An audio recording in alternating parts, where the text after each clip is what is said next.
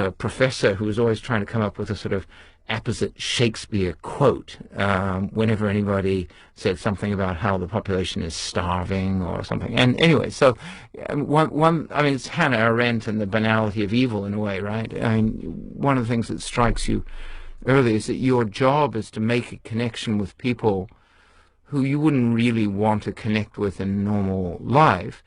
But the slight saving grace of it is that apart from being horrific, murderous monsters, they're much like you and me. That must mean managing your own temperament, one imagines. Do you have to be very strategic? And do you have to be very psychologically strategic? Yeah, I mean, for sure.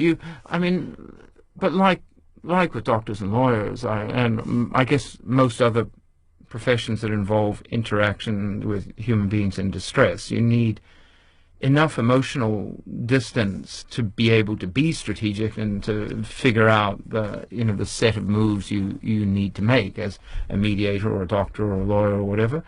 But you have to be empathic enough to care about it and to get drawn in and not to give up, and but also when they don't work to move on. So there is a sort of right zone of emotional distance that most mediators have, and if you get too close, you get burnt by, you can't be neutral anymore, and if you get too distant, you become a cynic, and there's a sort of Goldilocks zone you've got to aim for. I think you were released at one point to release and draft the UN report on the Srebrenica massacre. Yeah. How, again, do you manage yourself when, by definition and designation, having to confront the awfulness of what we do to each other in these circumstances? Yeah, well,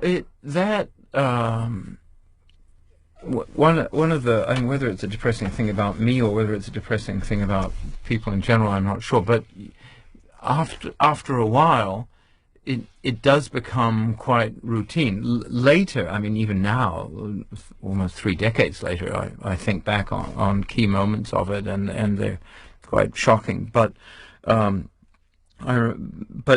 each day tends to be, you protect yourself with the normalcy of the rhythm of the day. But I do remember, at the beginning it was not clear how extensive the massacres had been, and I went up to a building where somebody had said something might have happened, and it was a cement warehouse about maybe 8 or 10 meters long by 8 or 10, such as you see dotted all over the countryside in New Zealand, for storing, hay or something. Anyway, and it had there were some bullet casings outside, so I thought I would go in and have a look. It was just on my checklist of places that I needed to check out. It was called Kravica, and when I went in, it was just completely nondescript, and it was completely empty,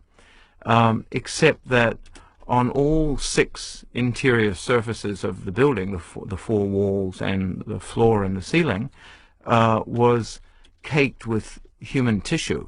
So they had stuffed so many people. I mean, I later learned I think it was about 700, and then they had just directed fire, massive amounts of fire from outside to kill them, and their bodies exploded, and they hosed the thing out later, and then tried to dispose of the bodies.